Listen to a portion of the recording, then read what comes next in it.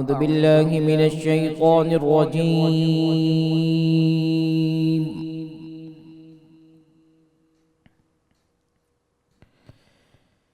بسم الله الرحمن الرحيم.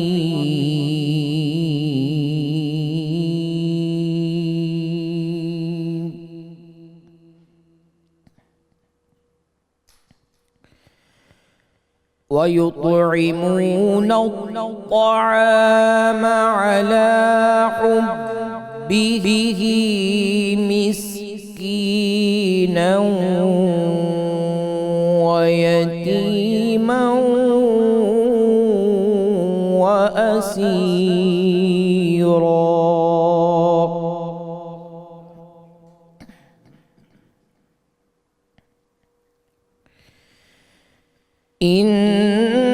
إنما نطعمكم لوجه الله لا نريد منكم جزاء ولا شكورا.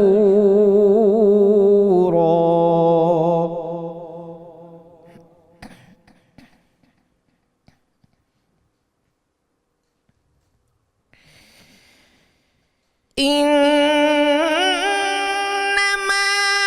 نطعمكم لوجه الله لا نريد منكم جزاء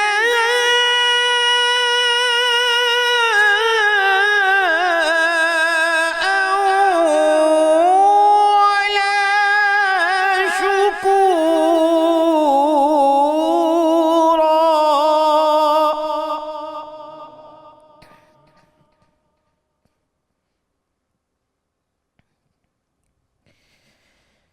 إنا نخاف من ربنا يوما عبوسا قمطريرا.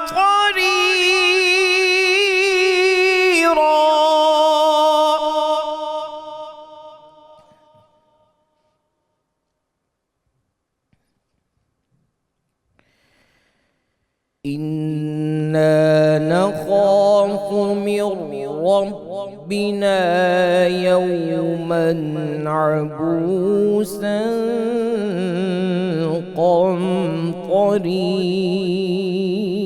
قمطريرا.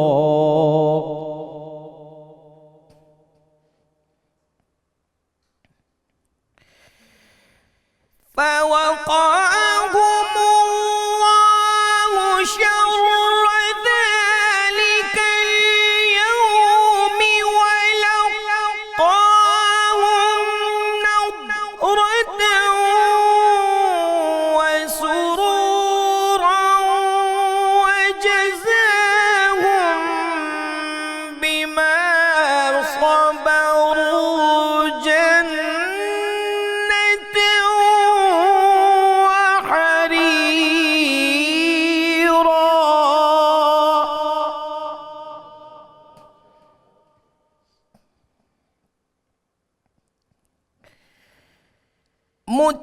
متكئين فيها على الأرائك لا يرون فيها شمسا ولا زمهريرا. صدق الله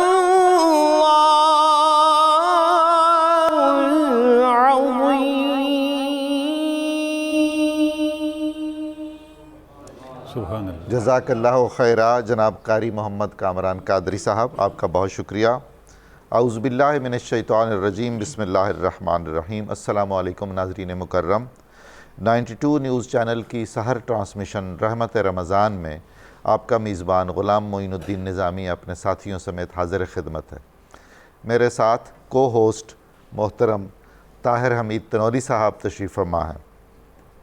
ناظرین مکرم، ہمارا آج کا موضوع دین و ایمان کی میزان ہے۔ ایسا موضوع ہے، ایسی ہستی کے متعلق قرآن و حدیث جس کی فضیلت پر ناطق ہے، قرآن و حدیث نے جن کی محبت واجب قرار دی ہے، جن کی خوشی اللہ اور اس کے رسول کی خوشی ہے، اور جن کی ناراضی اللہ اور اس کے رسول کی ناراضی ہے، سبحان اللہ، جنہیں رحمت للعالمین صلی اللہ علیہ وآلہ وسلم نے اپنے جگر کا ٹکڑا فرمایا، سبحان اللہ، حضرت سیدہ فاطمہ الزہرا علیہ سلام اللہ علیہ۔ سبحان اللہ، آپ کا اسم گرامی لیتے ہی تقدس کی، پاکیزگی کی، عفت اور عصمت کی ایک کیفیت ہوتی ہے جو پوری فضا میں محسوس ہوتی ہے۔ مبارک ہستیوں کے ناموں کی تاثیر مسلم ہے، سبحان اللہ، جہاں بھی ان کا نام لیا جائے رحمت الہی کا نزول بھی ہوتا ہے، اور ان کے اوصاف و خصائل کی ایک کرنیں اور شعائیں بھی وہاں جلوہ فگن ہوتی ہیں۔ رسول اللہ صلی اللہ علیہ وآلہ وسلم کے جسد اطہر کا حصہ ہونا، آپ کی نسل اطہر کا امین ہونا کوئی معمولی اعزاز تو نہیں ہے۔ سبحان اللہ، حضرت سیدہ فاطمہ کو اگر ہم زندہ رود نسل رسالت کہیں تو بے جا نہیں ہے۔ اللہ تعالیٰ نے آپ کو یہ شرف عطا فرمایا کہ اپنے محبوب مکرم صلی اللہ علیہ وآلہ وسلم کا نسل عظیم حضرت سیدہ فاطمہ سے پھوٹا، اور سیدہ نسب محمدی صلی اللہ علیہ وآلہ وسلم کا شجرہ طیبہ ہیں۔ سبحان اللہ، رسول اللہ صلی اللہ علیہ وآلہ وسلم اس خاندان پاک سے، یعنی اپنی صاحبزادی سے، اپنی نور نظر سے اور ان کے صاحبزادوں سے جیسی محبت فرماتے تھے اور جتنی شفقت کرتے تھے، اس کی کوئی اور مثال نہیں ملتی۔ ناظرین، ہم ایک بے جان پتھر کو چومتے ہیں جس کا نام حجر اسود ہے۔ امیر المومنین عمر فاروق اعظم اس کو چومتے ہوئے کہتے تھے، اے پتھر، میں جانتا ہوں تو پتھر ہے، لیکن میں تجھے اس لیے چومتا ہوں کہ میرے رسول نے تمہیں چوما ہے۔ یہ خاندان وہ ہے جس کے ایک ایک فرد کو بار بار بار بار بوسگاہ رسول ہونے کا شرف حاصل ہے، اور پھر یہ تو جیتے جاگتے انسان ہیں، اور انسان بھی وہ اس قبیلے کے جس قبیلے جیسا کوئی نہیں ہے، اس گھرانے کے جس گھرانے جیسا کوئی نہیں ہے۔ سبحان اللہ، حضرت سیدہ فاطمہ انا اعطیناک الکوثر کی مصداق اعظم ہے، اس کی تفسیر ہے۔ آیت تطہیر کی مصداق، کمال ہے، یعنی تطہیر تو اس خاندان ہی کے لیے بنی ہے ایسا لگتا ہے، سبحان اللہ، یا وہ خاندان ہی تطہیر کے لیے بنا ہے۔ اس خاندان پاک کے ایک ایک فرد میں اور تطہیر میں کوئی حجاب نہیں ہے، اور کوئی فصل نہیں ہے، اور کوئی بعد نہیں ہے۔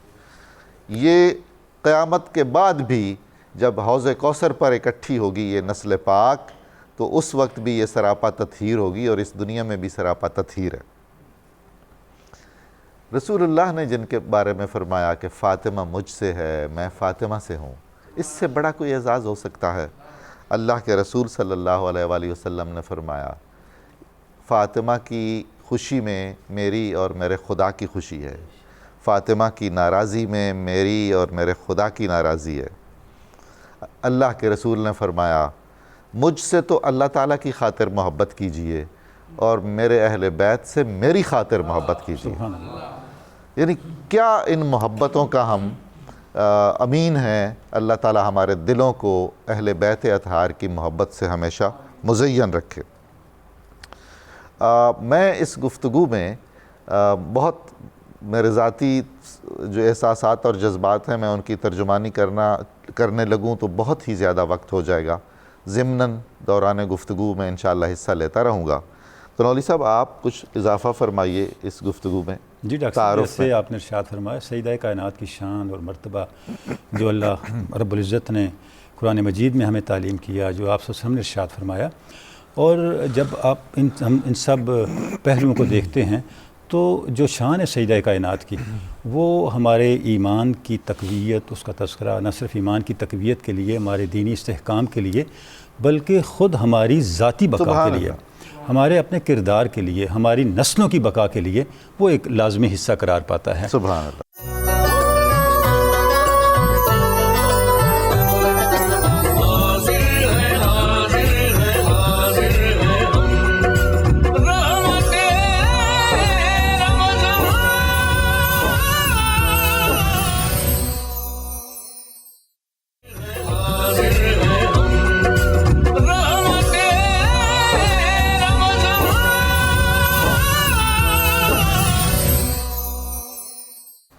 السلام علیکم ناظرین مکرم، 92 نیوز چینل کی سحر ٹرانسمیشن رحمت رمضان میں آپ کو دوبارہ خوش آمدید کہتا ہوں۔ ہم آج یہ سعادت حاصل کر رہے ہیں کہ لخت جگر رسول صلی اللہ علیہ وآلہ وسلم حضرت سیدہ فاطمہ الزہرا سلام اللہ علیہا کی بارگاہ اقدس میں نذرانہ عقیدت پیش کریں، ان کا ذکر جمیل کریں، ان کی زندگی، حیات پاک، خدمات، اس کے حوالے سے مختلف جہتوں سے بات چیت کریں۔ جناب پیر صاحب، حضرت سیدہ کی ابتدائی زندگی، آپ کا بچپن اور اسی میں آپ کا جو ایک مختلف ہونا ہے اور جو آپ کے فضائل سامنے آتے ہیں، آپ کیا ارشاد فرماتے ہیں؟ بسم اللہ الرحمن الرحیم۔ مختومہ کونین حضرت سیدہ فاطمہ الزہرا سلام اللہ علیہ کی اس دنیا میں تشریف آوری عالم انسانیت کے لیے اور بالخصوص مسلمانان عالم کے لیے اللہ رب العزت کے عظیم انعامات اور احسانات میں سے ایک عظیم انعام اور احسان ہے۔ سبحان اللہ۔ آپ کی تشریف آوری جس ماحول میں ہوئی ہم دیکھتے ہیں، اور تاریخ عرب اس بات پر گواہ ہے کہ بیٹیوں کا پیدا ہونا عار سمجھا جاتا تھا، بیٹیوں کو زندہ درگور کرنا مشرکین مکہ کا اکثر معمول تھا۔ سیدہ کائنات کی عظیم برکات جو آمد کی ہیں ان میں سے ایک بڑی برکت یہ ہے کہ پاک بی بی کے تشریف لانے کے بعد کوئی بیٹی زندہ دفن نہیں۔ سبحان اللہ، سبحان اللہ۔ یہ انعامات میں سے ایک بہت بڑا انعام ہے۔ اور پھر رسول دو جہاں صلی اللہ علیہ وآلہ وسلم کی اپنے پروردگار کے ساتھ جو راز و نیاز تھے، ان میں سے ایک بڑا راز یہ تھا کہ آپ نسل رسالت مآب صلی اللہ علیہ وآلہ وسلم کی امی بن کر تشریف لا رہی تھی۔ اولاد تو ساری ہی ماں باپ کو پیاری ہوتی ہے، بیٹے ہوں بیٹیاں ہوں، اور پھر رحمت للعالمین صلی اللہ علیہ وآلہ وسلم کی پاک بارگاہ جہاں سارے جہانوں کے لیے رحمت ہو، وہاں اپنی اولاد مبارک کے لیے کیا ان کے لیے شفقتیں ہوں گی، ان کے لیے کیا رحمتیں ہوں گی۔ لیکن چونکہ سیدہ کائنات کی تشریف آوری اللہ رب العزت کی طرف سے ایک بہت بڑی عطا تھی، اس لیے آپ کی تشریف آوری پر حضور سید عالمین صلی اللہ علیہ وآلہ وسلم کی خوشی، مسرت اور شادمانی بالکل مختلف تھی۔ اور وہ ہستی جس ہستی کا اس زاویہ سے ذکر بہت کم ہوتا ہے، ویسے تو ان پہ پروگرام ہوتے ہیں، کہ اس ہستی نے جنہیں اولین مصدقہ رسالت ہونے کا اعزاز حاصل ہے اور خاتون اول مسلمانان عالم کی ہونے کا اعزاز حاصل ہے، اس ہستی کی ذات مبارک بھی اس راز سے آگاہ تھی کہ پہلی اولاد کی شان اپنی جگہ، لیکن فاطمہ کی شان کچھ اور ہے، مختلف ہے، ان کا مقام کچھ مختلف ہے، ان کی عظمت کچھ اور ہے، ان کو اللہ نے کوئی خاص انعام سے نوازا ہے اور یہ شان طہارت کی لائق ہے۔ اب دیکھیں نا، آپ جیسے آپ نے بہت خوبصورت انٹرو میں اشارہ دیا کہ آیت تطہیر کی مصداق آپ کی ذات مبارک ہے۔ حضرت عبداللہ ابن عباس رضی اللہ تعالیٰ عنہما روایت فرماتے ہیں کہ حضور علیہ السلام نماز فجر کے لیے جب اپنے کاشانہ نبوت سے نکلتے تو آپ کے در دولت پر رک کر آیت تطہیر کی تلاوت کرتے اور فرماتے اہل بیت نبوت نماز کے لیے اٹھ جاؤ۔ سبحان اللہ۔ یعنی اس دروازے پر رک کر آیت تطہیر کی تلاوت کرنا یہ خاص ایک رمز ہے اور خاص بات ہے کہ اگرچہ باقی ہستیاں بھی اپنی اپنی جگہ فضل اور شرف رکھتی ہیں، لیکن یہ در اور یہ گھر یہ کوئی منفرد شان رکھتا ہے۔ اور حضرت پیر صاحب، وہ جو ساعات مقدسہ ہیں وہ حیات طیبہ میں کتنی اہمیت رکھتی ہیں تہجد سے متصل پہلے؟ جی بے شک، قبولیت کا وقت اللہ رب العزت کی بارگاہ میں، اور پھر جو اس شان میں کی طرف خاص اشارہ جیسے میں نے عرض کیا، اس کو ایک بڑی معرفت سے لبریز ربائی ہے حضرت پیر نصیر الدین کی، اس میں انہوں نے بہت ملفوف کر کے اس بات کو کیا ہے۔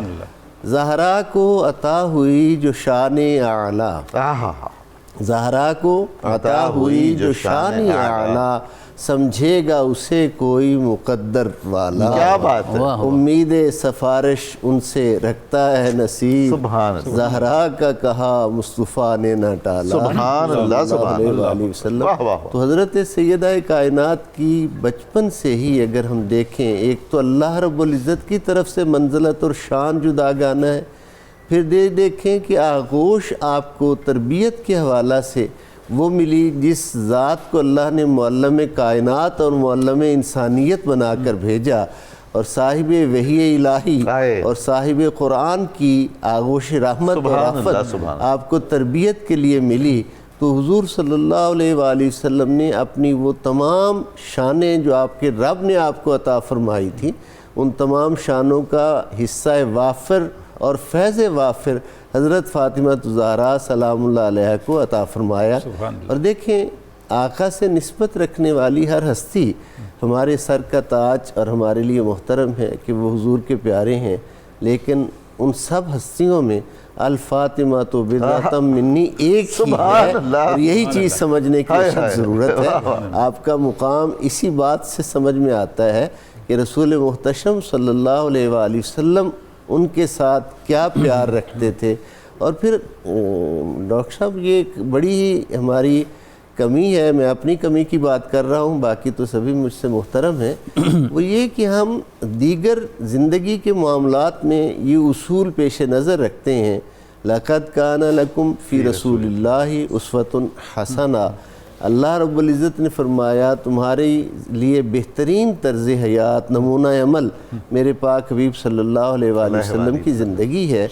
تو میں یہ پورے دلی درد کے ساتھ پوری امت مسلمہ اور جہاں تک آپ کی اور رحمت رمضان کے توسل سے میرا پیغام پہنچے، میں یہ عرض کرنا چاہتا ہوں کہ ہم سیدہ کائنات کی بارگاہ سے حضور کا جو والہانہ پیار ہے، ان پہ آقا کی جو جود و سخا، جو عطا ہے، جو ان پر شفقت، محبت، کرم ہے، اس جس کے مظاہر صحابہ کرام نے، اہل بیت نے، امہات المومنین نے احادیث میں تواتر سے بیان کیے ہیں، وہ وہاں ہمیں یہ شان کیوں سمجھ میں نہیں آتی کہ فاطمہ الزہرا کی بارگاہ میں سر عقیدت جھکانا، یہ بھی اس سنت مبارکہ کے تحت، حضور تو باپ ہے نا، آقا تو کرم فرما رہے ہیں، ہمارے لیے تو در سر جھکانے کے لیے، ہمیں تو سکھایا جا رہا ہے کہ ان کی بارگاہ کیا ہے، ان کا مقام کیا ہے۔ تو حضرت فاطمہ الزہرا سلام اللہ علیہ کے در دولت سے والہانہ محبت رکھنا، یہ بھی حضور علیہ السلام کی عظیم سنت اور مبارک سنت ہے، اور یہ ایک ایسی سنت ہے جس سے بڑی بڑی کوتاہیوں کو معافی مل جاتی ہے۔ اگر آدمی اس در سے جڑ جائے تو باقی بہت سی کوتاہیاں بشری تقاضوں کے تحت جو انسان سے ہوتی ہیں۔ حضور والا ہمارے جو اکابر تھے، اہل دل تھے، انہیں معلوم تھا، وہ بنی فاطمہ کے توسل سے دعا کرتے تھے، خدایا بحق بنی فاطمہ کہ بر قول ایماں کنی خاتمہ۔ اور پھر آگے چل کے تیسری مصرے میں آپ کا تو یہ مضمون بھی ہے فارسی، اور آپ کا اس لٹریچر سے بہت لگاؤ ہے، شیخ سعدی کا یہاں ناز دیکھیں کیا تیسرے مصرے میں آتا ہے، کیا ان کی عقیدت کر سکتا ہے، کیا عقیدت ہے ان کی، یہ باری تعالیٰ تو اگر میری مجھ پہ کرم کرے گا، میری دعا کو قبول کرے گا یا نہیں کرے گا، خدایا بحق بنی فاطمہ کہ بر قول ایماں کنی خاتمہ، گر دعوتم رد کنی ور قبول، منے دست و دامان آل رسول، میری دعا کو قبول کر یا رد کر، لیکن میرے ہاتھ میں دامن جو ہے وہ آل رسول صلی اللہ علیہ وسلم کا۔ اب اس میں وہ یہ بات ہمیں سمجھا گئے کہ جس کے دامن میں آل رسول کا، جس کے ہاتھ میں دامن مضبوطی سے جس نے تھاما ہوا ہے، اس کی التجا کبھی ادھر رد ہوتی ہی نہیں، ان کا واسطہ کبھی خالی جاتا ہی نہیں ہے، ان کے واسطے سے جو مانگو ان کا پروردگار عطا فرماتا ہے۔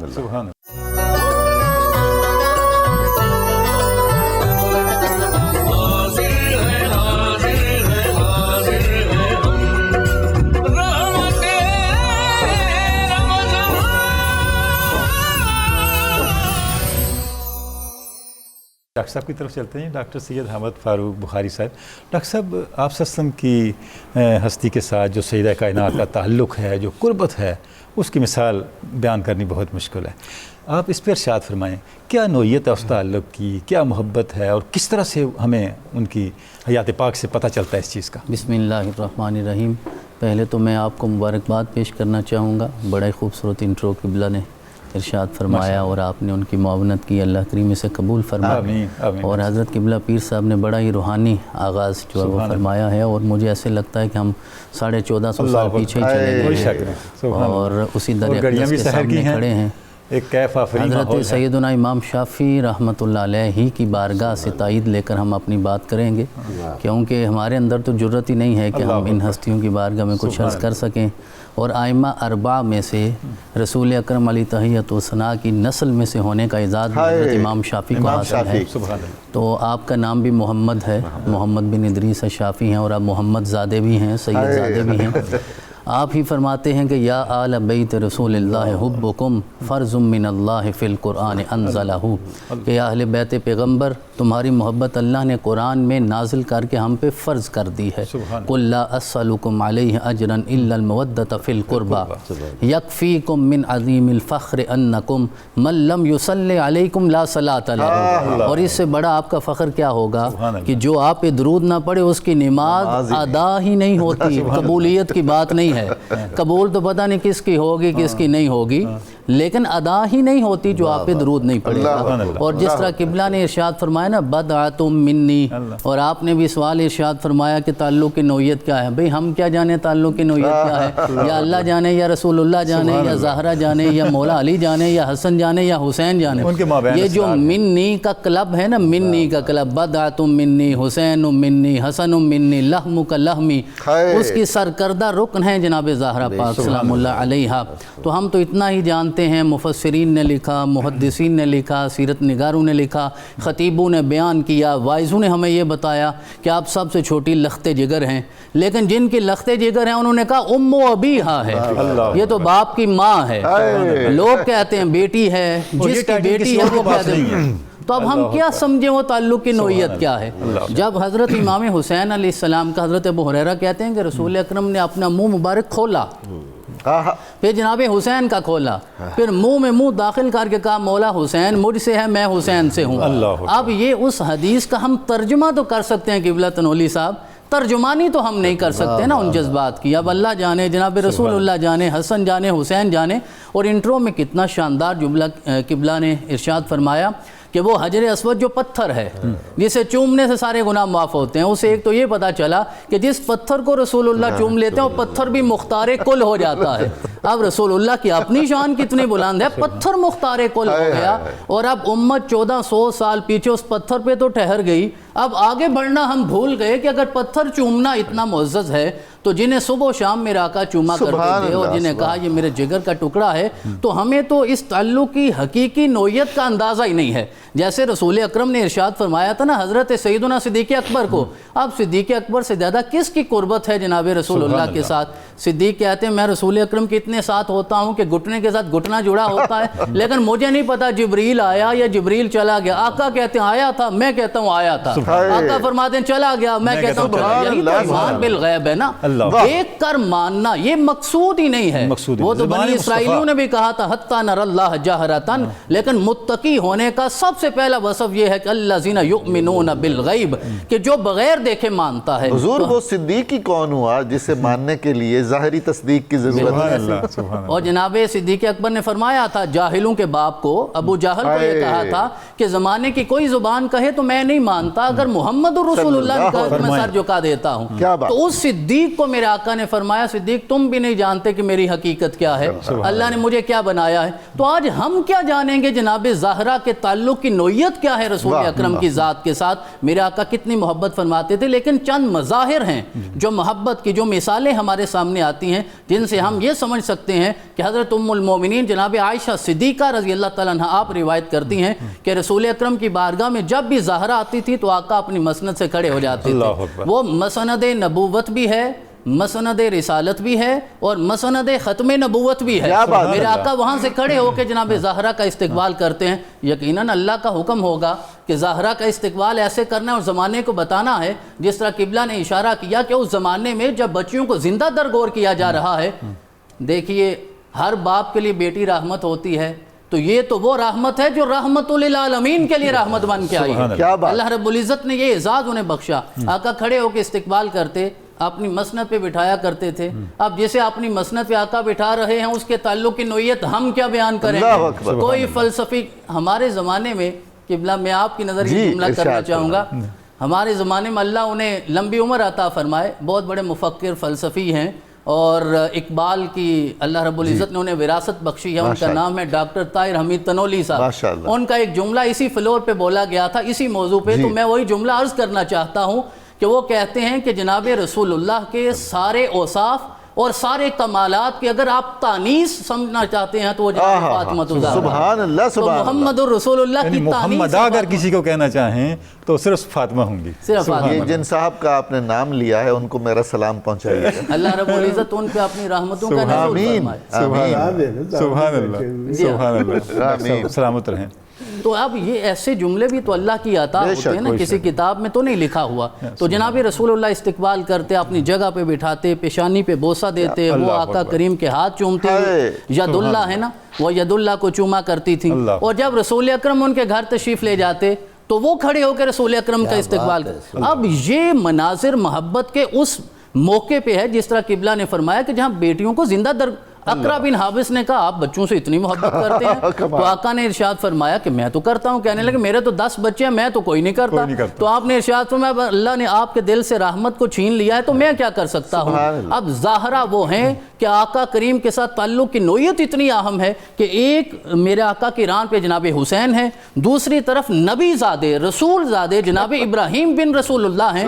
تو اسرائیل آ گئے کہ میرے رب نے ارشاد فرمایا ان دونوں میں سے ایک دے دیجیے. تو رسول اکرم کبھی ابراہیم کو دیکھتے, کبھی جناب حسین کو دیکھتے, اور پھر حسین پر میرے آقا نے اپنے بیٹے کو قربان کر کے زمانے کو یہ بتایا کہ حسین بہت قیمتی ہیں, کہ حسین پہ اللہ نے اپنے بیٹے رسول اللہ نے اپنے بیٹے کو قربان کیا ہے, نبی زادہ قربان کر کے حسین بچا کے امت کو دیا ہے. تو یہ محبت کی مثالیں ہیں جنہیں چند واقعات کی روشنی میں بس ہم اندازہ کر سکتے ہیں. ورنہ احد میں جب آقا کے دندان شہید ہوئے تھے اور جناب زہرا پاک نے وہ خون مبارک کو صاف کیا تھا, مولا کائنات ساتھ تھے, پتہ نہیں زہرا کے دل پہ کیا گزری ہوگی. بہرحال ارشاد فرمایا ہے سارے زمانے میں کہ وہ بیٹی ہیں, لیکن جس کی بیٹی ہیں اس نے کہا یہ ام ابیہا. سبحان اللہ, سبحان اللہ.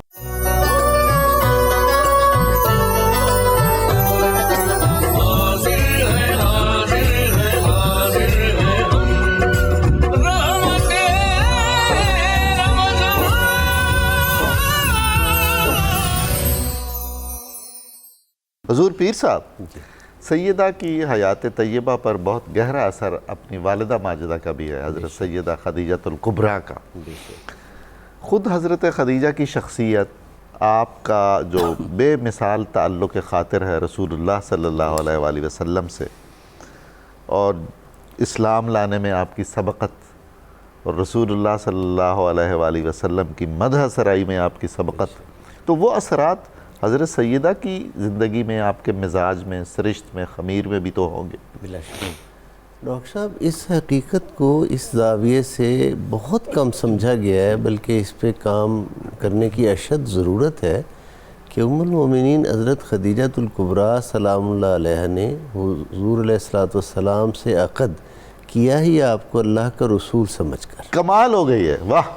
یعنی یہ آنے والے وقت میں بعد میں اہل مکہ کو معلوم ہوا, دنیا کو معلوم ہوا, لیکن حضرت خدیجہ الکبریٰ کی مبارک نگاہ جو ہے وہ اس حقیقت کو دیکھ رہی تھی, اور یہی اس کی اب ہر بات کی ایک دعویٰ کی ایک دلیل ہوتی ہے. اب اس کی دلیل یہ ہے کہ اتنی زیرک خاتون, اتنی دانا خاتون, جن کی متعدد ممالک کے ساتھ تجارت ہے, ایک اتنی ورلڈ ٹریڈ کی رکھنے والی ایک ہستی, تو ایک دم وہ اپنا سب کچھ قربان کر کے حضور علیہ السلام کے حوالہ عقد میں آئے اور آ کر اپنے کل خزانوں کی چابیاں کنیاں حضور کے قدموں پہ رکھ دیں، قربان کر دیں، اور پھر وہ سارا مال جسے اللہ فرمائے وَوَجَدَكَ عَائِلًا فَأَغْنَىٰ، وہ مال اسلام پر اور اسلام لانے والے کمزور لوگوں پر خرچ کیا جائے، لٹایا جائے۔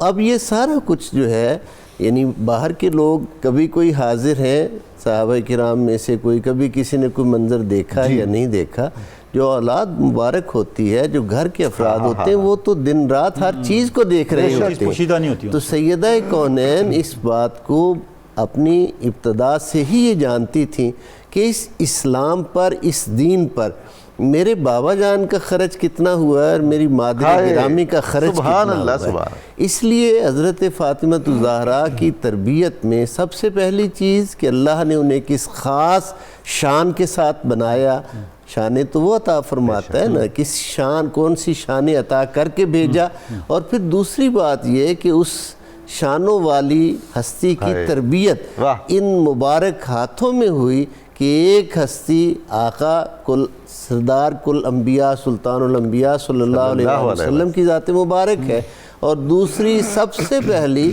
ان کی تصدیق کا اعزاز کرنے والی ہستی ہے۔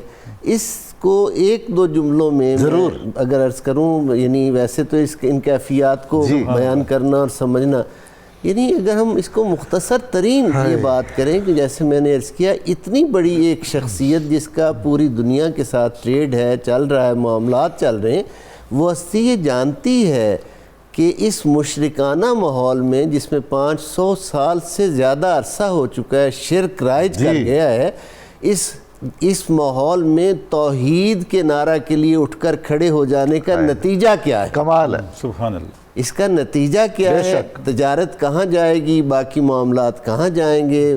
شیب ابی طالب کو نگاہ خدیجۃ الکبریٰ دیکھ رہی تھی کہ یہ وقت آ جانا ہے، اس کے باوجود وہ کہتی ہے کہ بے شک آپ اللہ کے سچے رسول ہیں، اور یہ تو وہی فرشتہ ہے جو حضرت موسیٰ علیہ السلام پر نازل ہوا تھا۔ غم گساری والے وہ جملے ہیں جو رسول اللہ صلی اللہ علیہ وآلہ وسلم سے آپ نے کہے، اور وہ غم گساری منتقل ہوئی حضرت فاطمہ میں بھی، فاطمہ الزہرا سلام اللہ علیہ میں، اور وہ جو ڈاکٹر صاحب جو ام ابیہ کہہ رہی ہیں، وہ اسی وجہ سے کہ حضرت خدیجۃ الکبریٰ کے وصال کے بعد آپ نے وہ جگہ فوراً سنبھالی، اور وہ پوری ذمہ داری جس طرح اپنی عظیم ماں کو سر انجام دیتے ہوئے دیکھا تھا، اسی منصب کو آپ نے سنبھالا، اور حضور صلی اللہ علیہ وآلہ وسلم کی ہر معاملہ میں آقا کے لیے تسکین قلب اور راحت جاں کا آپ سبب بنتی ہیں۔ اسی کا تو صلہ ملا کے جنت کی بھی سردار ہوگی۔ بے شک۔ اور وہ جو جب یہ وہ غلاظت بھری اوجری والا واقعہ نبی امید کرتا ہے حرم کعبہ تو حرم کعبہ میں ابو جہل کی جو ہے وہ برانگیخت پر وہ آتا ہے اور آ کر اس نے کیا، تو سب سے پہلے حضرت بی بی فاطمہ الزہرا سلام اللہ علیہ ہی تو آئی ہیں، اور آ کر آپ نے اس غلاظت کو دور کیا ہے، اور پھر حضور تشریف لائے تو گھر حضور کا لباس مبارک دھویا ہے، اور جو جملہ اس موقع پہ میرے آقا نے کہا ہے، کاش اس جملے کی اس امت کو اور ہمیں سمجھ آ جائے۔ آقا نے فرمایا جب تک میرے شفیق چچا حیات تھے ان کو یہ جسارتیں نہیں ہوئی۔ سبحان اللہ، یہ آج تک ہمیں فرمان نبوی سمجھ میں ہی نہیں آیا کہ حضور کیا فرما رہے ہیں اور کیا کیفیت ہے، کیا کیفیت ہے۔ اور حضرت سیدہ فاطمہ الزہرا سلام اللہ علیہ ہر حوالہ سے حضور علیہ السلام کے لیے تسکین قلبی کا باعث بنتی ہیں، یعنی یہ باقی شرف، شادی مبارک ہونا، نسل مبارک کا آپ سے ظاہر ہونا، یہ تو بعد کی چیز ہے نا، یعنی مکی دور جو مشکلات کا انتہائی پراشوب دور ہے، ابھی وہ ختم ہوا ہے شیب ابی طالب کا محاصرہ، اور اس کے 3 سال بعد جو ہیں ابھی مکہ میں گزرنے ہیں وقت، اور وہ جو 3 سال ہے ایک ایک لمحہ کٹھن ہے، اس کا ایک ایک لمحہ کٹھن۔ آپ دیکھیں نا کہ فوراً بعد طائف کا سفر ہوتا ہے، اللہ اکبر، طائف کے سفر کے بعد حضور کو مکہ میں داخلے کے لیے قریش کے ایک سردار موتم بن عدی کی امان لینا پڑتی۔ ذرا اندازہ لگائیے، کیا حالات کو سمجھنے کی کوشش کی جا سکتی ہے اس سے، اور اس سے اس وقت کے سرداران قریش آ کر پوچھتے ہیں کہ تو ان کے ساتھ ہو گیا ہے یا ان کو امان دی ہے، یعنی اگر تو ان کے ساتھ ہو گیا تو پھر تیرے ساتھ بھی ہم وہی کریں گے۔ اور معاملہ کریں گے. اور جب اس نے کہا نہیں میں نے فقط امان دی ہے تو پھر وہ رک گئے کہ انہوں نے کہا ٹھیک ہے چلو امان دی ہے تو ہم تیری امان کا لحاظ کرتے ہیں اور تیری امان کو تسلیم کرتے ہیں. عرض کرنے کا مقصد یہ کہ یہ جو پرآشوب دور ہے اس پرآشوب دور کو سمجھنے کی اشد ضرورت ہے. جب حضرت ابو طالب، ایک بہت اہم جملہ عرض کرنا چاہتا ہوں، جب حضرت ابو طالب اور حضرت خدیجۃ الکبریٰ جیسی غمگسار ہستیاں اس دنیا سے تشریف لے گئیں تو پھر حضرت فاطمہ الزہرا ہی تو ہیں جو حضور علیہ السلام کی تسکین قلبی کا باعث بنتی ہیں. وہ عام الحزن ہے جی، اور اس عام الحزن میں اگر راحت اور سرور کا کوئی باعث ہیں اور راحت جان ہے اور تسکین قلب ہے تو وہ سیدہ فاطمہ الزہرا ہے، اس میں کوئی شک نہیں. بالکل سبحان اللہ. حضور تنولی صاحب، پیر صاحب نے بہت ہی خوبصورت بات کی ہمیشہ کی طرح. یعنی اس جزیرہ عرب میں جو مکہ مکرمہ ہے اپنے عہد میں، وہ بہت ہی اہم آپ سمجھ لیجئے چیمبر آف کامرس ہے بلا شبہ، اور وہ اقتصاد کی رگوں میں، عرب اقتصاد کی رگوں میں ہاں جی خون کی طرح دوڑ رہا ہے. اور اس میں 1/4 کی یعنی چوتھائی کی حصہ دار اور مالکن حضرت سیدہ خدیجہ ہیں، خدیجۃ الکبریٰ ہے. اور وہ سارا مال راہ خدا میں رسول اللہ صلی اللہ علیہ وآلہ وسلم کے اشارہ ابرو پہ قربان کر رہی ہیں بلا شبہ. اور ڈاکٹر صاحب یہی تو وہ چیز ہے جو آگے پھر سیدہ کائنات کی صورت میں ہمیں کنٹینیو ہوتی ہوئی نظر آتی ہے. اور آپ کے تذکروں کی برکت یہ ہے آج ایسے لگتا ہے کہ ہم الفاظ سے نہیں، کوئی شک نہیں، قلب کی کیفیات اور واردات جو ہیں انہیں زبان مل گئی ہے، انہیں زبان مل گئی ہے. سیدہ کائنات کا تذکرہ اور آپ کی خدمات اور آپ کا جو ہے کردار ہے بلا شبہ ہمارے دین و ایمان کی بہار ہے. بہت شکریہ. ناظرین مکرم، ہمیں ایک مختصر وقفہ چاہیے. یہ پاک محفل جاری رہے گی، یہ پر نور ذکر جاری رہے گا. آپ ہمارے ساتھ رہیں گے. ہم بہت جلد آپ کی خدمت میں حاضر ہو رہے ہیں.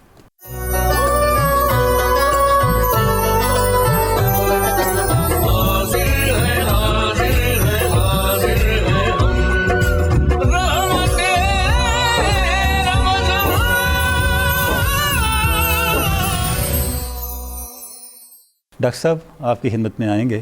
سیدہ کائنات کے اسماء کو جب ہم دیکھتے ہیں، ہر نام آپ کا، ام حبیہ کا آپ نے ذکر کیا، فاطمہ الزہرا، بطول، ہر نام ایک معرف کی دنیا ہے، ایک الگ ہی جہت ہے، اور سیدہ کائنات کی ایک الگ شان اس سے ہمیں ملتی ہے. ناظرین کو ہمیں ارشاد فرمائیں کچھ اس حوالے سے. بہت شکریہ آپ نے یہ موقع دیا. دیکھیں یہ تو گھر ہی فواتم کا ہے نا جی. سبحان اللہ. یہاں صرف حضرت سیدہ فاطمہ الزہرا سلام اللہ علیہا کے علاوہ بھی میرے رب کی بہت ساری ہمیں رحمتیں نظر آتی ہیں. اب یہ جو نام رکھا گیا ہے، میں پھر یہ عرض کروں گا کہ ہمیں اپنی علمی کم مائگی کا ہمیشہ احساس رہنا چاہیے جب ان ہستیوں کا تذکرہ ہوتا ہے. سبحان اللہ. ہم حقیقی طور پہ تو نہیں جانتے کہ فاطمہ کا معنی کیا ہے، لیکن رسول اکرم نے جو ارشاد فرمایا اور حضرت سیدنا امام صادق علیہ السلام کے ذریعے ہم تک پہنچا کہ آقا کریم نے فرمایا کہ میں نے اپنی بیٹی کا نام فاطمہ اس لیے رکھا ہے کہ فاطمہ و فاطمہ ذریتہا و فاطمہ محبیہا عن النار. سبحان اللہ. ہم بھی شامل ہیں. ہاں جی. سبحان اللہ. دیکھیں ہر انسان کی فطرت میں لالچ ہے نا. اب کوئی انسان کہے میں لالچی نہیں ہوں تو وہ کیسے ہو سکتا ہے؟ ان الانسان خلق ہلوعا. قرآن کہتا ہے لالچی ہمارے اندر بھی تو حرص اور طمع ہے نا کہ ہم سیدہ خاتون جنت کا تذکرہ اس لیے کرتے ہیں کہ جنت مل جائے، مولا کائنات شیر خدا کا اس لیے کرتے ہیں مل جائے، اور نوجوانان جنت کے سرداروں کا تذکرہ اس لیے ہوتا ہے کہ میرا رب راضی ہو جائے. اب اس گھر میں ہی جنت تقسیم ہوگی، یہ بہرحال ماننا پڑے گا، یہیں سے تقسیم ہوگی. میں تو یہ بات کئی بار عرض کرتا ہوں کہ دیکھیں ہمیں یہ سمجھنا ہے یا تو دنیا ہے اور صرف دنیا ہے. اگر آپ یہ سمجھتے ہیں کہ آخرت نہیں، قبر نہیں، حساب نہیں، سوال جواب نہیں، حشر نہیں، جنت جہنم نہیں، اگر آپ سمجھتے ہیں تو پھر آپ اپنی مرضی کے ساتھ زندگی گزاریں، آپ کو کوئی پوچھنے والا نہیں. لیکن اگر آپ سمجھتے ہیں کہ آخرت کا تصور ہے جو کہ ہے اور آپ نے اللہ کی بارگاہ میں پیش ہونا ہے تو پھر بغیر پنتن پاک کے گزارا نہیں ہے. پھر آپ کو ان کی پناہ میں جانا ہوگا اور ان کے سایہ رحمت میں آپ کو جا کے پناہ لینی ہوگی. تو آقا کریم نے ارشاد فرمایا اللہ نے انہیں بھی اور انہیں یہ جو جملہ بولا گیا ہے نا یہ صرف ہمیں سمجھانے کے لیے ہے، ورنہ وہ تو جنت کی خواتین کی سردار ہیں نا، ان کے لیے جملہ بولنے کی بھی ضرورت نہیں تھی، لیکن ان کی ساری ذریت کو بھی اور ان سے محبت کرنے والوں کو میرے رب نے جہنم سے آزادی عطا فرما دی ہے۔ آج 3 رمضان ہے، آپ کا یوم وصال ہے، اور یہ رحمت کا عشرہ ہے، پھر مغفرت کا ہے، پھر جہنم سے آزادی کا ہے۔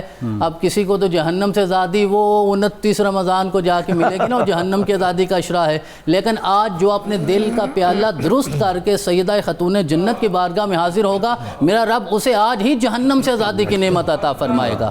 تو آپ کے نام میں میرے رب نے یہ برکتیں رکھی ہیں، جن کا نام اتنا اعلیٰ ہے، ان کا کام اور ان کا کردار کتنا اعلیٰ ہوگا، اور جنہیں میرے رب نے جنت کی سرداری عطا فرمائی وہ بھی ہر وقت عبادت گزار ہیں، ہر وقت سجدے میں ہیں، اور طہارت کا یہ عالم ہے کہ میرے رب کو مفعول مطلق کے ساتھ یہ آیت مبارکہ نازل کرنا پڑی ہے۔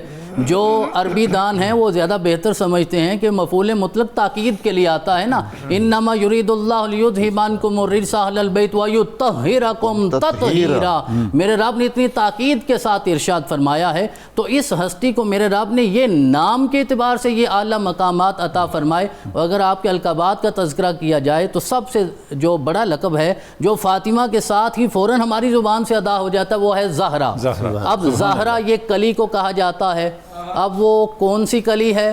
رسول اکرم علیہ تحیت والثناء نے ارشاد فرمایا کہ میری فاطمہ کے چہرے کی رونق، چمک اور دھمک ایسے ہے کہ جب وہ سجدے سے سر اٹھاتی ہے تو اس سے نور نکلتا ہے۔ تو اس اعتبار سے میرے رب نے آپ کو زہرا بنایا ہے۔ اور حضرت امام حسن پاک کہتے ہیں میری والدہ ساری رات سجدہ کرتی رہتی تھیں، اور پھر جب سر اٹھاتی تو عرض کرتی مولا اتنی لمبی تو رات بنانا میں سجدے تیری بارگاہ میں پیش کر سکوں۔ اللہ رب العزت نے اتنا اعلیٰ مقام عطا فرمایا۔ اور پھر مولا حسن یہ کہتے ہیں، اور انہوں نے، مجھے لگتا یہ ہے کہ امام حسن نے یہ قربانی جو دی ہے نا بعد میں جا کے وہ سیکھی اپنی والدہ گرامی کے اس عمل سے ہے کہ آپ کہتے ہیں کہ جب میری والدہ سر اٹھاتی تھیں تو دعا جب کرتی تھی نہ اپنے لیے کرتی، نہ مولا علی کے لیے کرتی، نہ میرے لیے کرتی، نہ حسین کے لیے کرتی، آقا کے اصحاب کے لیے اور جانثاروں کے لیے، آقا کے غلاموں نوکروں کے لیے کرتی۔ تو میں جب عرض کرتا تو ارشاد فرماتی کہ بیٹا میرے والد گرامی کا حکم ہے کہ تم دوسرے لوگوں کے لیے دعا کیا کرو، پھر تمہیں اپنے لیے مانگنے کی ضرورت نہیں، میرا رب بغیر مانگے ہی عطا فرما دے گا۔ تو ہمیں آپ کی سیرت سے یہ قربانی ایثار کو بھی تو سیکھنا ہے نا۔ تو میرے رب نے ایک تو لقب آپ کو یہ عطا فرمایا، اور دوسرا آپ کا لقب ہے بتول، اور آپ سے پہلے بھی ایک بتول آئی ہیں جو جناب عیسیٰ کی والدہ ہیں، مریم بتول۔ یہ جتنے بھی پیغمبر پہلے تشریف لائے ہیں نا جی، وہ سارے پیغمبر یہ بتانے کے لیے آئے ہیں کہ ہم اس مجلس نبوت کے نقیب ہیں، اور اس کا جو خطیب ہے وہ آمینہ کا لال ہے، جناب محمد رسول اللہ ہے۔ اور نقبا کا، اس مجلس کے نقبا کی شان یہ ہے کہ جناب عیسیٰ جو ہے مردے بھی زندہ کر لیتے ہیں، آپ کوڑ کے مرض والے کو ہاتھ پھیرتے میرا رب اسے شفا دے دیتا ہے۔ جب نقیب اتنی شانوں والا ہے تو پھر خطیب کا مقام کیا ہوگا، ان کی شان کیا ہوگی محفل ہیں جی۔ اور سارے انبیاء کرام میرے رسول کا پروٹوکول بتانے کے لیے آئے ہیں کہ وہ ہستی جس نے آنا ہے آپ کو تیار ہو جانا چاہیے، آپ کا تزکیہ نفس بھی ہونا چاہیے اور آپ کا تصفیہ قلب بھی ہونا چاہیے کہ آمینہ کے لال تشریف لانے والے ہیں۔ اور قرآن عزیز میں پہلے سارے انبیاء کے جو اہل بیت کا تذکرہ ہے وہ میرے رسول کے اہل بیت کی شان بتانے کے لیے ہے۔ اس کا دیباچہ ہے تابوت سکینہ کا ہم نے تذکرہ قرآن پاک میں پڑھا ہے۔ تابوت سکینہ کیا ہے؟ وہ بقیۃ مما ترک آل موسیٰ و آل ہارون تحملہ الملائکہ ان فی ذلک لآیۃ لکم ان کنتم مؤمنین۔ ارشاد فرمایا تابوت سکینہ وہ ہے کہ جس میں آل موسیٰ اور آل ہارون کے تبرکات ہیں۔ جناب موسیٰ اور جناب ہارون کی بات نہیں ہو رہی ہے حضور والا، آل موسیٰ اور آل ہارون کی بات ہو رہی ہے۔ اور وہ تبرکات کیا تھے؟ جناب ہارون کا ڈنڈا تھا جسے عصا کہا جاتا ہے، آپ کے نالین تھے، آپ کا جبہ تھا، یہ سارے تبرکات تھے۔ اگر آل موسیٰ اور آل ہارون کے تبرکات کو میرے رب نے اپنی نشانی قرار دیا ہے تو پھر آل محمد کا مقام کیا ہوگا، ان کی شان کیا ہوگی، ان کا مرتبہ کیا ہے۔ ان الصفا والمروۃ من شعائر اللہ، صفا اور مروہ اللہ کی نشانی ہے۔ حالانکہ وہ تو پتھر ہے جہاں جناب ہاجرہ دوڑتی رہیں، اور جناب ہاجرہ کو میرے رب نے نبوت اور رسالت تو نہیں عطا فرمائی، انہیں تو ولایت عطا فرمائی تھی۔ تو جس ولی کے قدم کوئی پتھر چوم لیتا ہے، میرا رب اسے بھی اپنی نشانی بنا دیتا ہے، تو ان ہستیوں کا مقام کیا ہوگا کہ جو پتھر نہیں ہیں، جس طرح آپ نے اشارہ کیا، وہ ہستیاں جنہیں رسول اکرم صبح بھی چومتے ہیں، شام بھی چومتے ہیں، پتہ نہیں کیسے کیسے چومتے ہیں۔ اب راوی نے ہر وقت چومتے ہوئے تو نہیں دیکھا نا، انہوں نے جتنا دیکھا صرف اتنا بتایا ہے۔ جناب عائشہ نے بھی جتنا دیکھا اتنا ہی بتایا ہے، باقی اللہ جانے، جناب رسول اللہ جانے۔ تو ایک آپ کا لقب بطول ہے، اور بطول یہ قرآن پاک اس آیت مبارکہ سے لیا گیا ہے کہ وَتَبَتَّلْ إِلَيْهِ تَبْتِيلًا۔ اب اس بات پہ بھی ہمیں غور کرنا چاہیے کہ اہل بیت اطہار کے جتنے بھی القابات یا اوصاف یا محاسن ہیں، میرے رب نے قرآن عزیز میں جہاں بھی بیان کیے ہیں وہ تاکید کے ساتھ بیان کیے ہیں، تاکہ کوئی شک اور شبہ جو ہے باقی نہ رہے۔ تو بطول وہ ہے جسے دنیا سے کوئی غرض نہیں ہوتی، دنیا کو بالکل اللہ کی رضا کے لیے چھوڑ دیا ہے۔ اب دیکھیے وہ رسول خدا کی بیٹی ہیں اور تاجدار حل عطا کی زوجہ ہیں، اور جو جنت کے سردار ہیں ان کی ماں ہیں، دنیا سے کوئی غرض ہی نہیں ہے۔ زوجہ ان کی ہیں جنہوں نے کہا اے دنیا میں نے تجھے 3 طلاقیں دی۔ اللہ اکبر۔ اور اب دیکھیے ان تفصیل وہاں بھی انتہا پہ ہے، سبحان اللہ۔ وہ جب خیبر فتح ہوا سارے زمانے نے جشن منایا، اور مولا کائنات جب ذوالفقار لے کے گھر جاتے ہیں تو اس کے ساتھ اور کوئی ایسی دنیا کی نعمت نہیں تھی۔ جب پوچھا گیا کہ علی سارا زمانہ خوشیاں منا رہا ہے، آپ کچھ گھر لے کے نہیں آئے؟ وہ کہنے لگے میں تو اس مقصد کے لیے گیا ہی نہیں تھا، میں اللہ کی رضا لے کر آیا ہوں، رسول اللہ کی رضا لے کے آیا ہوں۔ زہرا نے کہا یہ تصدیق ہی کرنی تھی کہ یہی مقصد تھا نا، میں بھی اسی پہ راضی ہوں۔ تو ان کے صدقے میرے، اور بطول وہ ہے جس کے صدقے میرے رب نے تسبیح فاطمہ ہمیں عطا فرمائی ہے۔ شروع بھی ادھر سے ہی ہو رہا ہے نا، وَاذْكُرِ اسْمَ رَبِّكَ وَتَبَتَّلْ إِلَيْهِ تَبْتِيلًا، گویا وہ جمع ہو گیا۔ اور ایک آپ کا جو لقب ہے وہ عمومی طور پہ اس پہ بات نہیں ہوتی، وہ ہے محدثہ یا محدثہ، یہ دونوں طرح بولا جاتا ہے، اس میں فاعل اور اس میں مفعول۔ اس کا مطلب وہ ہوتا ہے جس کے ساتھ فرشتے ہم کلام، جس کے ساتھ فرشتے کلام کرتے ہیں، اور فرشتے کلام کرتے ہیں نا۔ وَأَوْحَيْنَا إِلَىٰ أُمِّ مُوسَىٰ أَنْ أَرْضِعِيهِ۔ ڈاکٹر صاحب اہل ایمان پہ اترتے ہیں، قرآن مجید کی روشنی میں اہل ایمان پہ فرشتے اترتے ہیں، سیدہ کائنات کی شان۔ یہ لیلۃ القدر آئے گی، پھر ہمارے ساتھ بھی مصافہ اور معانقہ ہوگا، لیکن تنولی صاحب ہم وہ تو مان لیتے ہیں، یہ ماننا ذرا مشکل ہوتا ہے نا، لیکن ماننا تو اصل یہ ہے نا۔ وَأَوْحَيْنَا إِلَىٰ أُمِّ مُوسَىٰ، جناب موسیٰ علیہ السلام کی والدہ پہ میرے رب نے وحی کی ہے۔ وحی کے کئی معنی ہیں، لیکن جب میرا رب جناب موسیٰ علیہ السلام کی والدہ کو وحی کر سکتا ہے تو حسن اور حسین کی والدہ کے ساتھ فرشتے ہم کلام کیوں نہیں ہو سکتے؟ تو آپ کا ایک لقب یہ بھی ہے۔ تو آپ کی ساری زندگی سے ہمیں طہارت کا، تزکیہ نفس کا، زہد کا، عبادت کا، ان المسلمین والمسلمات والمؤمنین والمؤمنات والقانتین والقانتات والصابرین والصابرات، اس آیت مبارکہ میں حضرت امام بغوی کہتے ہیں کہ جتنے مذکر کے صیغے ہیں وہ مولا علی کے لیے ہیں، اور جتنے مؤنث کے صیغے ہیں وہ جناب زہرا پاک کے لیے ہے۔ لیکن ڈاکٹر صاحب گزارش ہے کہ یہ بالکل لاجیکل سی بات ہے، یہ آیت کہاں اتری؟ آپ سسٹم پہ اتری نا، پہلا مصداق وہی ہوگا نا جو آپ کے سب سے قریب ہے، شروع وہاں سے ہوگا نا۔ آیت مبارکہ اس نظم میں اور اس تسلسل میں ہے کہ جہاں انما یرید اللہ لیذھب عنکم الرجس اہل البیت ویطہرکم۔ یہ کیسے ممکن ہے؟ امت کے لیے تو اپلائی ہو جائے، اور جہاں جو سرچشمہ ہے، جہاں سے بات شروع ہو رہی ہے، وہاں کو آپ نظر انداز اور اسی لیے رسول اکرم نے ارشاد فرمایا کہ کعبے میں بھی کھڑا ہو، مقام ابراہیم کے سامنے کھڑا ہو، ساری زندگی عبادت کرتا رہے، لیکن اس کے دل میں میری آل کے لیے ذرا برابر بھی بغض ہوگا تو میرا رب اسے جڑ سے دور ہے۔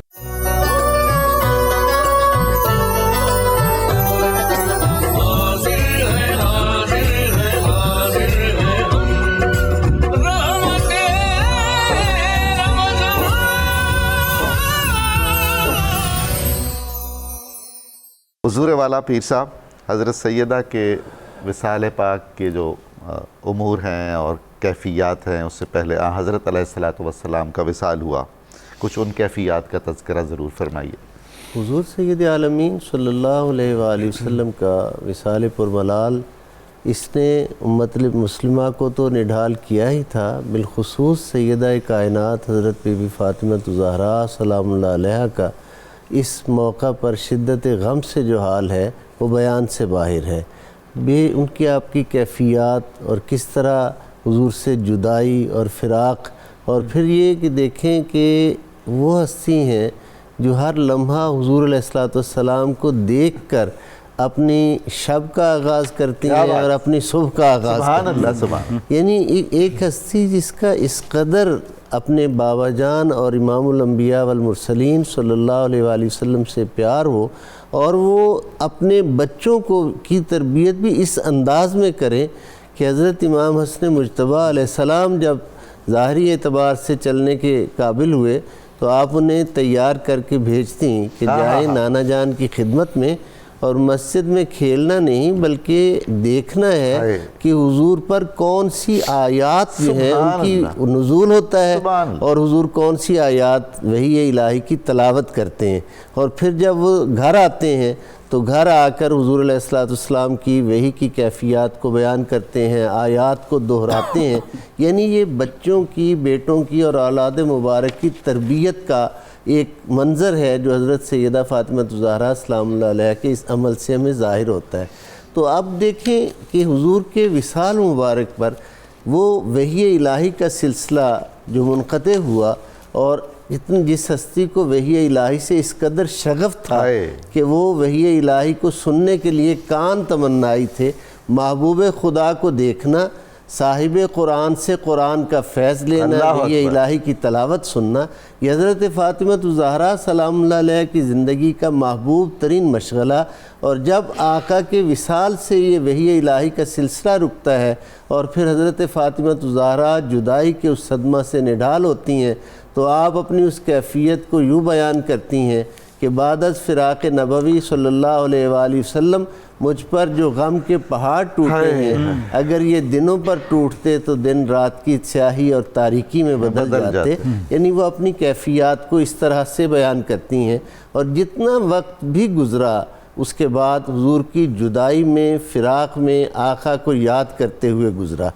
پھر آپ کے اپنے وصال مبارک کے حوالہ سے جو آپ نے ارشاد فرمایا، مجھ سے پوچھا، اس بات کو اگر ہم دیکھیں تو اپنی اولاد مبارک کی تربیت اتنی عمدہ کم سنی میں کرنے کے بعد آپ کو چونکہ حضور سے یہ بشارت حاصل تھی کہ میری اہل بیت اطہار میں سب سے پہلے مجھے تم آ کر ملو گی، اس بات کو حضرت فاطمہ الزہرا محدثین نے اس کو ذرا وضاحت سے یوں لکھا کہ حضور نے مرض وصال میں قریب کیا، کچھ کانوں میں کہا تو وہ بہت زیادہ دل گرفتہ ہوئیں، پھر دوبارہ حضور نے قریب کیا اور کچھ کہا کانوں میں تو وہ خوش، یعنی انہیں کھلکھلا کے ہنسی، انہیں خوشی اور راحت جیسے ہوتی ہے۔ حضرت ام المومنین عائشہ صدیقہ رضی اللہ تعالیٰ عنہ نے حضور کے وصال کے بعد پوچھا کہ یہ کیا راز کی باتیں تھیں جو حضور نے آپ سے کیں، تو آپ نے فرمایا کہ پہلے حضور نے مجھے اپنے مرض وصال کی خبر دی کہ میں اب اس دنیا فانی سے اپنے خالق اعلیٰ کے حضور، رفیق اعلیٰ کے حضور حاضر ہو جاؤں گا، اور پھر دوسری مرتبہ حضور نے، میں غمزدہ ہوئی، پریشان ہوئی، آقا صلی اللہ علیہ وآلہ وسلم نے دوسری بار یہ خبر دی کہ کیا تم اس بات پر خوش نہیں ہو کہ سب سے پہلے میری اہل بیت سے مجھے تم ملو گی؟ اس بات پر میں مسکرا اٹھی، کھلکھلا اٹھی، خوشی۔ اب ذرا اس ایک جملے سے مزاج کا اندازہ لگائیے، شان کیا ہے کہ ایک ہستی کو وصال کی خبر دی جا رہی ہے اور وہ خوش، وہ جو اقبال علیہ رحمت نے کہا نا، نشان مرد مومن بات گویم چو مرگ آیت تبسم بر لب اس، یہ فیض ہے بارگاہ سیدہ کائنات کا کہ وہ وصال مبارک کی خبر سے آپ اس قدر خوشی آپ نے محسوس فرمائی۔ اب اس میں ایک چیز بہت ہی اہم ہے جو سمجھنے سے تعلق رکھتی ہے۔ ایک بار حضور علیہ السلام نے اپنی مجلس مبارک میں ارشاد فرمایا کہ خاتون کے لیے، ایک عورت کے لیے سب سے اچھی چیز، اچھی بات کیا ہے؟ حضرت مولا علی مرتضیٰ نے آ کر آپ سے بات کی کہ آج آقا نے یہ پوچھا ہے، ہر کسی نے اپنی سمجھ کے مطابق جواب دیا ہے، تو پاک بی بی نے فرمایا عورت کے لیے سب سے عمدہ اور اچھی چیز حیا ہے۔ آپ نے اپنے وصال مبارک میں بھی اس بات کا لحاظ رکھا، اور حضرت اسماء بنت امیس ایک بار ملنے کے لیے آئیں تو ان سے خبشہ کا حال پوچھتے ہوئے آپ نے بات کی، تو انہوں نے کہا کہ وہاں لوگ خواتین کا جنازہ اس طرح اٹھاتے ہیں کہ کھجور کی شاخیں جو ہیں وہ چارپائی کے اوپر جو ہے وہ اس کو ایسے بناتے کرو دے کے کرتے ہیں اور اس کے بعد اوپر چادر ڈالتے ہیں کہ وہ جسم کے ابھار جو ہیں وہ نمایاں نہ ہوں۔ آپ نے فرمایا کہ مجھے وہ ذرا بنا کر دکھاؤ، تو انہوں نے بنا کر وہ دکھایا، بہت خوش ہوئی اور وصیت فرمائی کہ میرا جنازہ اس طرح اٹھایا جائے اور رات کے وقت اٹھایا جائے، یعنی پردے کا اس قدر لحاظ اور اس قدر خیال، اور یہ پردے کا خیال آپ کو تو ہے ہی، آپ کے رب کو آپ کے پردے کا کتنا خیال ہے کہ حضور علیہ السلام نے فرمایا میری بیٹی فاطمہ جب پل صراط پر آئے گی تو اللہ کی طرف سے ہاتف غیب جو ہے عرش سے ندا کرے گا کہ اہل محشر اپنی آنکھوں کو جھکا لو۔ سبحان اللہ، سبحان 70,000 حوروں کے جھرمٹ میں بجلی کی صورت کے ساتھ پل صراط سے آپ گزر جائیں گی۔ ڈاکٹر صاحب میں اپنے سمجھنے کے لیے عرض کرنا چاہتا ہوں کہ کیا 70,000 حوروں کا جھرمٹ پاک بی بی کے پردے کے لیے کافی نہ تھا کہ پھر اہل محشر کو حکم دیا جا رہا ہے کہ اپنی آنکھوں کو سبحان اللہ، کیا تکریم فاطمہ میدان حشر میں ہے۔ ہمیں یہ احادیث اور حضور کے فرامین کیوں سمجھ میں نہیں آتے؟ تو یہ چیزیں سمجھنے سے تعلق رکھتی ہیں۔ اسی طرح آپ کی حسب ہدایت اور آپ کی وصیت کے مطابق ہی پھر آپ کا جو آخری سفر ہے وہ اس طرح مکمل ہوا اور جنت البقیع میں آپ ماہو استراحت ہیں، منبع نور اور مرکز نور و ہدایت ہے۔ اللہ رب العزت جلد وہ وقت لائے جب چاندی، سونا اور موتیوں سے آپ کے اس مزار مبارک کو جس کے گرد اقبال طواف کرنے کو بے چین رہتا تھا اور جس سرزمین کو اقبال بوسے دینے کے لیے بے چین ہے، اس سرزمین پہ آپ کا روضہ مبارک تعمیر ہو۔ آپ تو جنتی عورتوں کی سردار ہیں، وہ تو ہم اپنی آنکھوں کی تسکین کے لیے، آپ کے غلام اور کنیزیں اپنی آنکھوں کی تسکین کے لیے ایسا چاہتے ہیں کہ اتنا عمدہ ہو۔ جب ہمارے گھر ان کے کرم سے اتنے اعلیٰ بن گئے تو ان کا در دولت جو ہے وہ بھی تو اسی طرح منور اور جگمگانا۔ سبحان اللہ، سبحان اللہ۔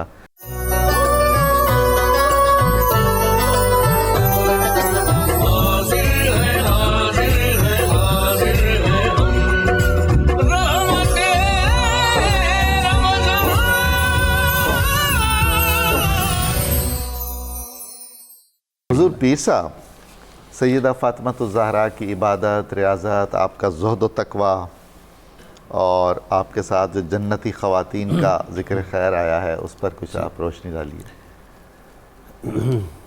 حضرت حذیفہ بن یمان رضی اللہ تعالیٰ عنہ حضور علیہ السلام کے بہت پیارے صحابی ہیں، صاحب سر الرسول، جی ان کا خاص لقب جو ہے۔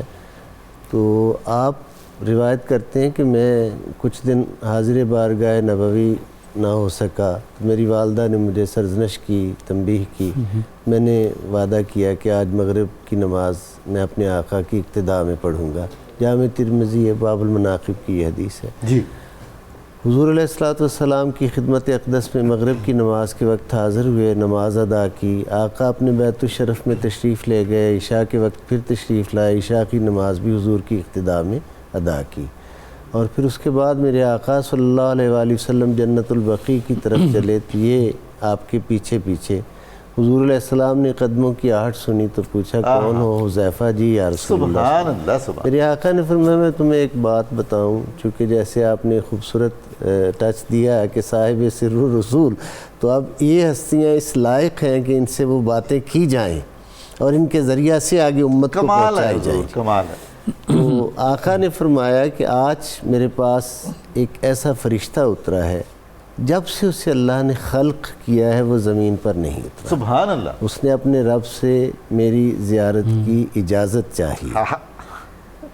اگر جسارت نہ ہو تو ایک جملہ کہہ دوں، آپ ارشاد فرمائیے۔ فرشتے حضور کے استاد نہیں ہیں، وہ حضور کی زیارت کے تمنائی ہیں۔ سبحان اللہ، سبحان اللہ، سبحان اللہ۔ اپنے رب سے میری زیارت کی اجازت چاہی ہے، اس سے آج اجازت ملی تو وہ زمین پر اترا اور اس نے مجھے یہ عرض کیا ہے کہ آقا ہم آسمان والے تو پہچانتے ہیں، زمین والوں کو بتا دیں کہ فاطمہ الزہرا جنتی عورتوں کی سردار ہے، سیدۃ النساء العالمین ہیں اور ان کے بیٹے جوانان اہل الجنہ کے سردار ہیں۔ کیا بات ہے! یعنی وہ فرشتہ جب سے تخلیق کیا گیا وہ زمین پہ اترا ہی نہیں، اور اگر اترا ہے تو وہ کون سی کیا خبر پیش کر رہا ہے اس سے اس بات کی اہمیت کا اندازہ لگایا جا سکتا ہے۔ ویسے بہت سی احادیث اور بھی اس کے علاوہ بہت سی حضور، اس احادیث فرشتے کا کتنا اعزاز جی ہوگا بے شک جس کو یہ سعادت ملی کہ وہ یہ پیغام۔ جی فرشتے تو اصل میں چونکہ یہ جانتے ہیں نا کہ یہ آگے وہ ڈاکٹر صاحب نے اپنی گفتگو میں اشارہ دیا تھا نا، حضرت آپ نے شاید کہا تھا کہ حضرت جبرائیل امین علیہ السلام لباس لے کر آئے، تو وہ جب لباس لے کر آئے تو وہ روایت کے جو الفاظ ہیں کہ دستک دی تو انہوں نے اپنا تعارف یہ نہیں کروایا بلکہ فرمایا انا خیاط الحسنین، میں حسنین کا درزی ہوں، یعنی یہ تعارف کروایا۔ تو یہ سمجھ معرفت جن کو حاصل ہے وہ تو اللہ رب العزت کا کرم ہے۔ اسی طرح اب یہ جو شان اللہ نے انہیں عطا فرمائی، ان کے جو سجدے ہیں وہ ہمیں یہ بتاتے ہیں کہ جب اللہ اپنا فضل فرماتا ہے، اپنی شان کا سے نوازتا ہے، اپنا کرم فرماتا ہے، ذالک فضل اللہ یؤتیہ من یشاء واللہ ذو الفضل العظیم، جب اللہ کسی پر اپنا فضل فرماتا ہے، جس چاہتا ہے نوازتا ہے، تو وہ پھر اپنے رب کی معرفت میں اور اپنے رب کی محبت میں سجدہ ریز ہونے میں انہیں جو سکون ملتا ہے وہ انہیں کسی اور طرح سے نہیں ملتا۔ حضرت ام ایمن رضی اللہ تعالیٰ عنہ بہت خوش نصیب ہستی ہیں، تو آپ ایک دن گرمی کا وقت ہے دوپہر کا، تو آپ در دولت پہ حاضر ہوئیں اور دستک دی، ایک بار دو بار دروازہ نہیں کھلا، تو انہوں نے دیکھا کہ دستک کے باوجود دروازہ کیوں نہیں کھلا، تو انہوں نے درز سے دیکھا، جھانکا، تو حیرت یہ انہیں ہوئی کہ جھولا بھی چل رہا ہے اور چکی بھی چل رہی ہے، واہ، چکی بھی چل رہی ہے اور جھولا بھی چل رہا ہے، اور جناب سیدہ ماہو استراحت ہیں، وہ وہیں سے پلٹیں اور حضور علیہ السلام کی بارگاہ اقدس میں حاضر ہوئیں اور آ کر یہ ماجرا عرض کیا، تو آقا صلی اللہ علیہ وآلہ وسلم نے فرمایا کہ فاطمہ الزہرا روزہ سے ہیں اور شدت گرمی کی وجہ سے ان کے رب نے ان پر نیند کو طاری کر دیا ہے، کمال ہے جی، اور ملائک کی ڈیوٹی لگائی ہے کہ وہ حسنین کا جھولا بھی جھلائیں اور چکی بھی چلائیں۔ اللہ اکبر۔ یعنی جس گھر کی یہ شان ہے اور وہ اپنے رب کے ساتھ کس قدر ان کی رفتگی، ان کی محبت، اور یہ جو ڈاکٹر صاحب نے خیبر کے حوالہ سے بات کی، بہت ہی خوبصورت بات ہے، اس میں حضرت مولا علی مرتضیٰ کی پوری زندگی کے جہاد کی شان جو ہے وہ نظر آتی ہے، اور حضرت پیر مہر علی شاہ علیہ رحمت نے اس بات کو ایک بڑے خوبصورت جملے میں سمویا ہے۔ آپ فرماتے ہیں کہ جب بھی آپ کسی کافر، مشرک، یہودی کسی کو بھی قتل کرتے تھے تو آپ اس کی میت سے، یعنی اس دور میں اس پر جتنا مال ہوتا تھا، زر و جواہر، وہ اس قاتل کی ملکیت، اصول جنگ کے مطابق قاتل کی وہ ملکیت ہوتا تھا، تو آپ نے کبھی اس کی طرف توجہ نہیں کی، یعنی جس کو بھی قتل کرتے تھے اس کی طرف کبھی توجہ، مقتول کی جو ہے یا جو اس کی اشیاء سے کوئی غرض ہی نہیں، تاکہ خالص رہے، رضائے الہی کے لیے اپنا کام سر انجام دیا، اور دینے کے بعد اس کو کوئی دنیاوی فائدہ نہیں، کوئی دنیاوی فائدہ نہیں، غرض ہی نہیں۔ اور وہ جو آپ نے 3 طلاق والی بات کی ہے نا، وہ آپ کا ایک بہت ہی خوبصورت قول ہے حضرت امیر المومنین مولا علی مرتضیٰ کا، جس سے اس گھر کی ساری شان اجاگر ہوتی ہے۔ آپ فرماتے ہیں زہد کا مطلب یہ نہیں ہے کہ بندہ دنیا سے نکل جائے، زہد کا مطلب یہ ہے کہ مال دنیا کی محبت بندے کے دل سے نکل جائے۔ کمال ہے جی، کمال، کیا بات ہے، مال دنیا کی محبت بندے کے دل سے نکل جائے، یہ کیسا فلسفہ ہے، اور اس کو سمجھنے کی ہمیں کس قدر اشد ضرورت ہے۔ اب آقا صلی اللہ علیہ وآلہ وسلم نے، یہ بھی جامع ترمذی کی حدیث ہے، حضور نے فرمایا میری امت کے لیے جیسے پچھلی امتوں کی مختلف آزمائشیں تھیں، پچھلی امتوں میں مختلف انبیاء کی امتوں میں مختلف آزمائشیں رہیں، اور زیادہ امتوں کی آزمائشیں شرک کے ذریعہ سے تھیں، حضور علیہ السلام نے فرمایا میری امت کی آزمائش جو ہے وہ اللہ نے مال دنیا میں رکھی۔ اللہ اکبر، اللہ اکبر۔ مجھے اس بات کا اندیشہ ہے کہ تم میرے بعد شرک نہیں بلکہ تم مال دنیا کی محبت میں، اور امیر المومنین ہمیں کیا تعلیم دے رہے ہیں کہ اس دنیا میں رہتے ہوئے بھی دنیا کی محبت سے بچا جا سکتا ہے۔ اللہ سبحان اللہ، بچتا وہی ہے امام الفقراء، امام الاولیاء، ایسے تو نہیں ہے نا جی، بچتا وہی ہے جو ڈاکٹر صاحب بات کر رہے تھے کہ جو ان کے در دولت سے اپنی نسبت غلامی جوڑ لیتا ہے اسی کو وہ فیض عطا ہوتا ہے، اور اسی کو وہ سب کچھ ان کے در کرم سے نصیب ہوتا ہے۔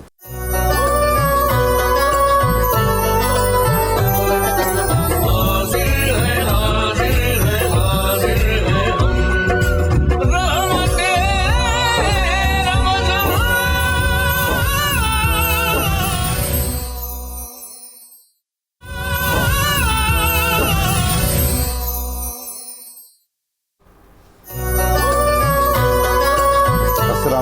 ناظرین کرام، 92 نیوز چینل کی سحر ٹرانسمیشن رحمت رمضان میں آپ کو دوبارہ خوش آمدید کہتے ہیں۔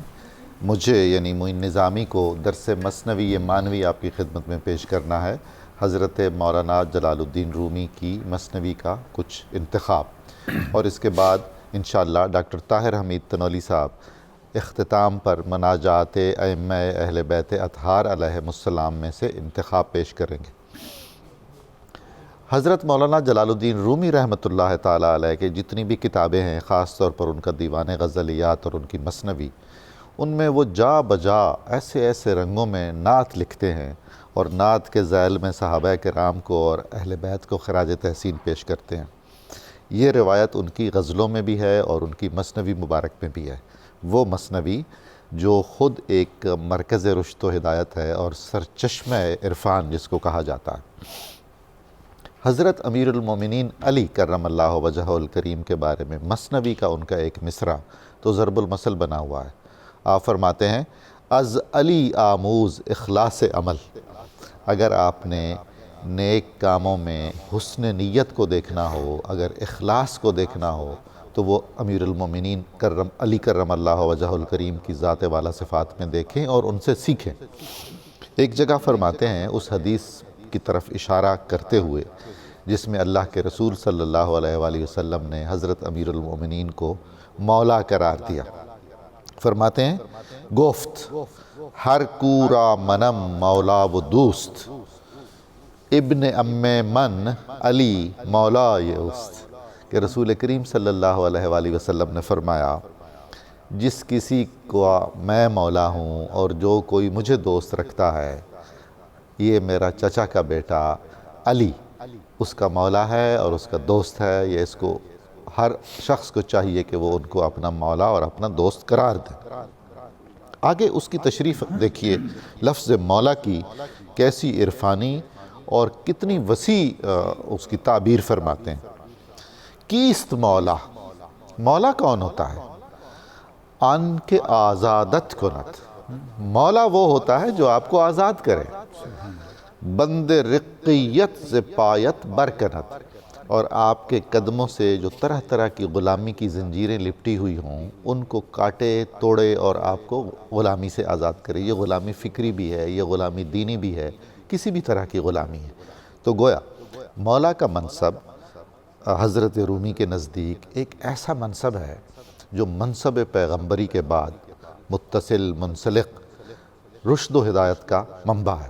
انہوں نے پیغمبران اسلام کی جو سب سے بڑی خدمت ہے یا سب سے بڑا کارنامہ ہے یا سب سے بڑا معجزہ ہے، وہ بھی یہ قرار دیا کہ اللہ تعالیٰ کے رسولوں نے انسانیت کو غلامیوں کی جکڑ بندیوں سے آزاد کیا، اسی طرح وہ مولا کو بھی اس سے منسلک کرتے ہیں۔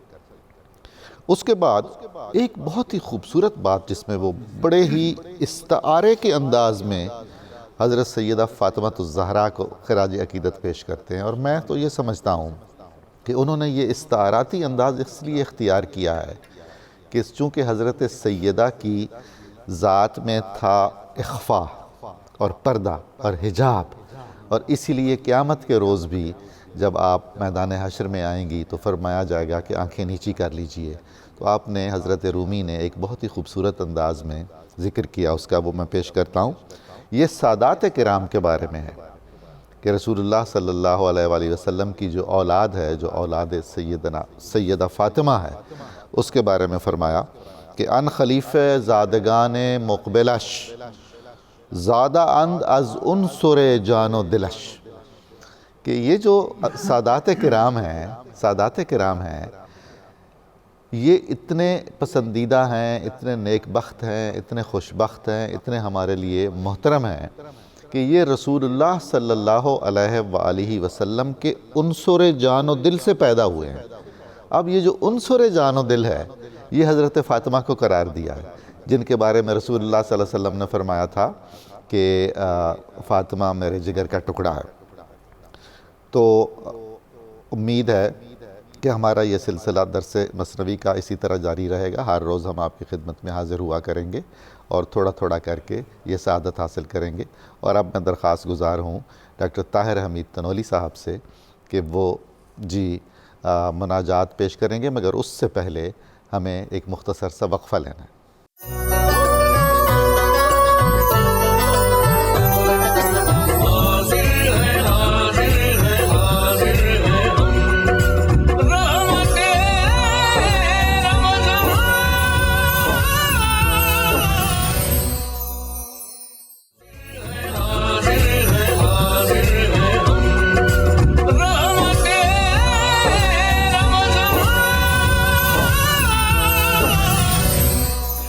جی ناظرین، آپ کو ٹرانسمیشن میں خوش آمدید کہتے ہیں۔ اب وقت ہے مناجات کا۔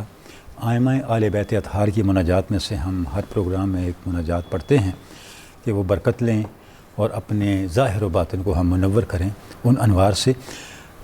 آج ہم جو مناجات پڑھیں گے وہ امام زین العابدین کی، وہ امام کہ اللہ کا قرب پانے کے لیے سجدوں کا تصور کریں تو امام سجاد کی شخصیت سامنے آئے، اور وہ ہستی کہ عبادت کا حسن کیا ہے اس کے بارے میں سوچیں تو زین العابدین کی شخصیت ہمارے چشم تصور میں آ جائے۔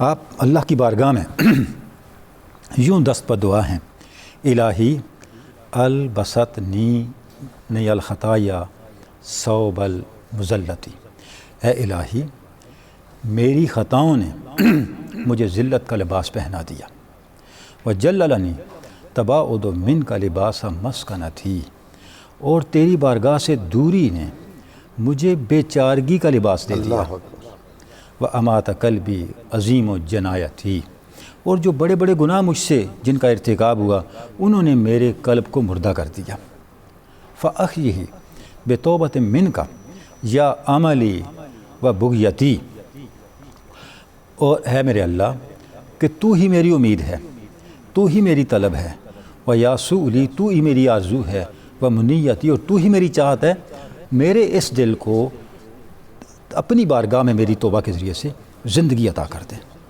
فوا عزت کا ما اجد لذنوبی سوا کا غافرن، اے اللہ تیری عزت کی قسم کہ میں اپنے گناہوں کی مغفرت کے لیے کسی اور کو تیرے سوا معاف کرنے والا نہیں پاتا، ولا ارا لکسری غیر کا جابرن، اے اللہ اپنی شکستگی کو، اپنے ٹوٹے ہوئے احوال کو جوڑنے والا تیرے علاوہ میرا کوئی بھی نہیں ہے، وقد خضعت بالانابۃ الیک، اے اللہ میں توبہ کے ساتھ تیری بارگاہ میں جھکتا ہوں، وانوت بالاستکانۃ لدیک، اور میں درماندگی کے حال کے ساتھ تیری بارگاہ ہی میں گر پڑا ہوں، فإن طردتنی من بابک فبمن اولوذ، اے اللہ اگر تو نے مجھے اپنی بارگاہ سے دھتکار دیا تو میں کس کو سہارا بناؤں گا، وإن رددتنی عن جنابک فبمن اعوذ، اور اگر مجھے تو نے اپنے دربار سے، اپنی بارگاہ سے لوٹا دیا تو میں کہاں جا کے پناہ ڈھونڈوں گا، فوا اسفا